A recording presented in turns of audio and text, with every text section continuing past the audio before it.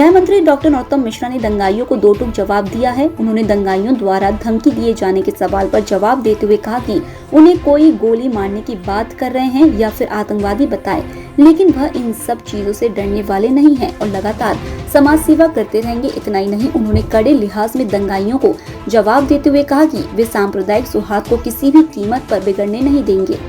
हम जब समाज के अंदर काम करने आते हैं, सार्वजनिक जीवन में हम जब काम करते हैं, राजनीति में जब आए हैं, तो ये प्रण होता है हमारा कि हम पूरा समर्पण समाज को देंगे।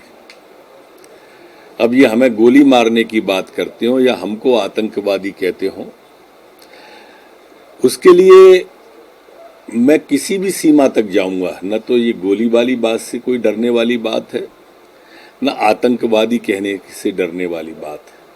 लेकिन मध्य प्रदेश के सामाजिक सौहार्द को तो हम किसी भी कीमत पर नहीं बिगड़ने देंगे। प्रदेश में अमन रहे, शांति रहे, चैन रहे, उसके लिए किसी भी सीमा तक अगर जाना पड़ सकता है तो जाएं।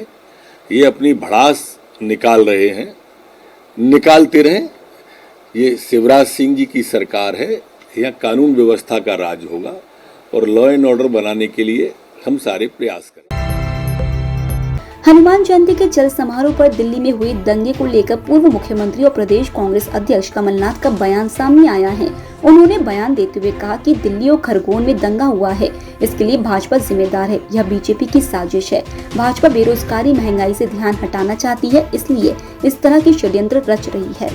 सब हिंसा भारतीय जनता पार्टी का प्रायोजित करी हुई है। इन्होंने योजना बनाई है ध्यान मोड़ने की। आज आम जनता का ध्यान कैसे मोड़ा जाए, महंगाई से, बेरोजगारी से, तो ध्यान मोड़ने के लिए इस प्रकार का वो उनका रवैया चल रहा है। बड़ी दुख की बात है। जैसे मैंने कहा, ये सब हमारे संस्कृति से की विपरीत है और इसमें केवल एक जिले को नहीं, केवल एक प्रदेश को नहीं, पर पूरे देश को खतरा है। पूर्व प्रोटेम स्पीकर और भाजपा विधायक रामेश्वर शर्मा अपने बयानों को लेकर अक्सर चर्चाओं में रहते हैं। बयानों के बाद पिछले कुछ दिनों से वे पोस्टर लगाने को लेकर चर्चाओं में हैं। इस बार उन्होंने मुख्यमंत्री शिवराज सिंह चौहान द्वारा मुख्यमंत्री तीर्थ दर्शन योजना को दोबारा चालू करने को लेकर पोस्टर लगाया है। उन्होंने पोस्टर के जरिए कांग्रेस पर निशाना भी साधा है।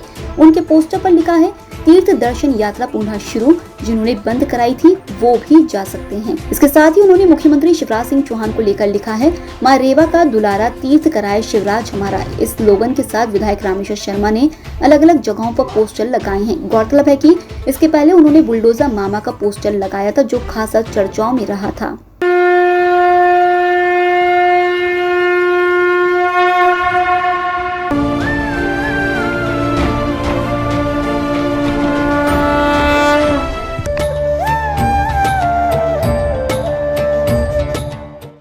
कांग्रेस तो पागलपंती के दौर से गुजर रही है और पागलों को कुछ याद रहता नहीं। भारत भूमि का ये आम नागरिक में जो पैदा होता है, उसका आम नागरिक का ये मन और भाव रहता है कि वो जीते जी अपने परमात्मा के दर्शन करने के लिए देव स्थानों की तीर्थ दर्शन यात्रा करें। सबसे पहले मध्य प्रदेश सरकार ने इस यात्रा की शुरुआत की। आज तो कई सरकारें इसका आयोजन कर रही हैं। दिल्ली की पाखंडी सरकार भी कहती है कि हम भी तीर्थ दर्शन योजना कराएंगे, केजरीवाल की सरकार। यहाँ कमलनाथ जी की सरकार आई थी तो केवल सोनिया दर्शन की यात्राएं थी, तीर्थ दर्शन की यात्राएं कमलनाथ जी की सरकार में नहीं थी। हमारी सरकार ने जब पुनः वापसी की तो सरकार ने घोषणा की कि हम तीर्थ दर्शन यात्रा कराएंगे और माननीय मुख्यमंत्री जी ने तीर्थ दर्शन यात्रा की शुरुआत की है। भव्य काशी और दिव्य काशी, जिस काशी को गलियों में घूमना चलना दुश्वार था आदमी को, आज उन काशी के घाटों के दर्शन भगवान शंकर के साथ खड़े होकर गंगा के दर्शन करेंगे या गंगा के तट पर खड़े होकर भगवान शंकर के दर्शन करेंगे, बाबा विश्वनाथ के दर्शन करेंगे। जो मोदी जी ने काशी को सजाया है, उस काशी के दिव्य दर्शन होंगे। और वैसे भी काशी तीर्थ अमर है और अमर तीर्थ से इस यात्रा की शुरुआत हो रही है। मैं मुख्यमंत्री जी को और तीर्थ दर्शन में जाने वाले यात्रियों को सबको बधाई और शुभकामनाएं देता हूँ और परमपिता परमात्मा से प्रार्थना करता हूँ कि सबकी यात्रा मंगलमय और सुखद हो और सबके सपने पूरे हों। और कांग्रेसियों से भी आग्रह है कि अगर वो तीर्थ दर्शन करने से चूक गए हों तो ये तीर्थ दर्शन यात्रा उनके लिए भी है, वो भी जाएं और तीर्थ दर्शन जरूर करके आएं। तीर्थ दर्शन करके आएंगे तो शायद हिंदू हो जाएंगे। नेताओं को भी ले जाएंगे? जिसको चाहे ले जाएं। सोनिया जी भी जाना चाहती तो वो भी जाएं। तीर्थ दर्शन जरूर करके आए। तीर्थ दर्शन करेंगे तो हमें भरोसा है कि भगवान के दर्शन करेंगे तो भारत भूमि का काम जरूर करेंगे।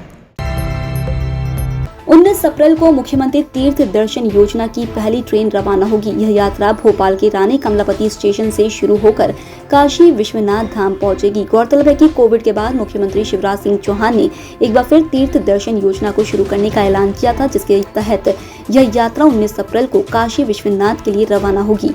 काशी विश्वनाथ जाने वाले यात्रियों को चिकित्सा, शिक्षा एवं गैस राहत मंत्री विश्वास सारंग ने उनके क्षेत्र के लोगों को यात्री कार्ड वितरित किए। माननीय मुख्यमंत्री जी ने ये निश्चय किया है कि हमारी तीर्थ दर्शन योजना जो कांग्रेस की सरकार में बंद हो गई थी, उसकी फिर से शुरुआत हम काशी विश्वनाथ मंदिर के दर्शन से कराएंगे। जैसा मैंने बताया, 19 अप्रैल को सुबह रानी कमलापति स्टेशन से ये गाड़ी रवाना होगी। आज हम हमारे क्षेत्र की महिलाएं जिन्होंने रजिस्ट्रेशन किया है, उनको रजिस्ट्रेशन कार्ड का डिस्ट्रीब्यूशन कर रहे हैं और उन सबको पूरी सूचनाएं किस ढंग से जाना है, क्या बातों का ध्यान रखना है, इन सब के ओरिएंटेशन के लिए, इन सब की जानकारी के लिए आज हमने सभी बहनों को इकट्ठा किया है। उनको हमने जो उनके यात्रा के कार्ड हैं वो भी वितरित किए हैं और उसके साथ साथ उनको सभी तरह की सूचनाएं भी दी हैं। ये बहुत प्रसन्नता की बात है कि भारतीय जनता पार्टी की सरकार की तीर्थ दर्शन योजना पुनः शुरू हो रही है और माननीय मुख्यमंत्री जी जो इस युग के श्रवण कुमार हैं, उन्होंने अपने फर्ज को निभाया है, अपने कर्तव्य को निभाया है और मध्य प्रदेश के सभी बुजुर्गों को तीर्थ कराने की इस योजना की शुरुआत की है। कांग्रेस हाईकमान के निर्देश के बाद मध्य प्रदेश कांग्रेस कमेटी के नेता सभी एकजुट नजर आ रहे हैं। सोमवार को पिछड़ा वर्ग की बैठक में कांग्रेस के कई दिग्गज नेता एक मंच पर नजर आए। बैठक में पूर्व कांग्रेस अध्यक्ष अरुण यादव, पूर्व नेता प्रतिपक्ष अजय सिंह, राहुल भैया, सज्जन सिंह वर्मा, ओबीसी प्रकोष्ठ के राष्ट्रीय अध्यक्ष अजय यादव, राज्यसभा सदस्य राजमणि पटेल सहित कई पदाधिकारी मौजूद रहे। इस बैठक को प्रदेश कांग्रेस अध्यक्ष कमलनाथ ने संबोधित किया और 2023 के चुनाव को लेकर अहम मुद्दों पर चर्चा करते हुए रणनीति तैयार की। इनके पास केवल पुलिस, पैसा और प्रशासन बचा है और कुछ नहीं बचा। जनता इनके साथ नहीं है। इनके पास केवल पुलिस, पैसा और प्रशासन बचा है और कुछ नहीं बचा। जनता इनके साथ नहीं है। मध्य प्रदेश में सूरज आग उगल रहा है, जिसके चलते प्रदेश के अनेक जिले भीषण गर्मी की चपेट में हैं। इतना ही नहीं, प्रदेश के खजुराहो, दतिया और नौगांव में सबसे ज्यादा 44 डिग्री सेल्सियस तापमान रिकॉर्ड किया गया। इसके अलावा मौसम विभाग ने प्रदेश के अन्य जिलों में लू चलने की चेतावनी जारी की है। मैं मौसम विज्ञानी अशफाक हुसैन। पिछले 24 घंटों के दौरान प्रदेश में मौसम शुष्क रहा और आगे भी शुष्क रहने की संभावना है और सबसे अधिक तापमान 44 डिग्री खजुराहो, नौगांव, दतिया में रिकॉर्ड किया गया।